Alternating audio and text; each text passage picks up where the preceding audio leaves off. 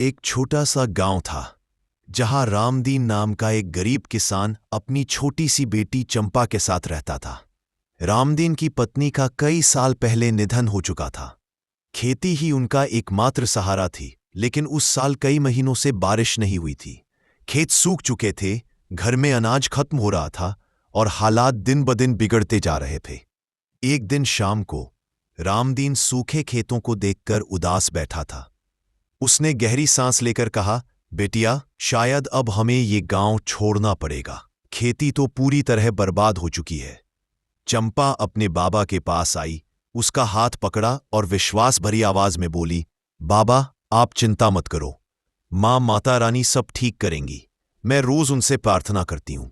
उस रात चंपा मंदिर जाकर दिया जलाती है और आंखें बंद करके कहती है, मां, मेरे बाबा बहुत परेशान हैं, हमारा खेत बचा लो मां, हम बहुत भूखे हैं।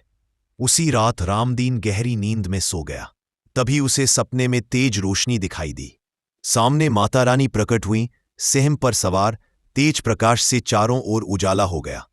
मां ने प्रेम भरी आवाज में कहा, डरो मत रामदीन, खेत के पुराने कुएं के पास जाना, वहीं मां। वही मेरी कृपा मिलेगी। सुबह होते ही रामदीन घबराकर उठ गया। सपना उसकी आंखों के सामने घूम रहा था। वह बिना कुछ सोचे सीधे खेत के पुराने सूखे कुएं के पास पहुंचा।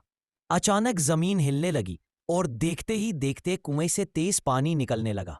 रामदीन चौंक गया और जोर से बोला, अरे ये क्या? ये तो मां का चमत्कार है।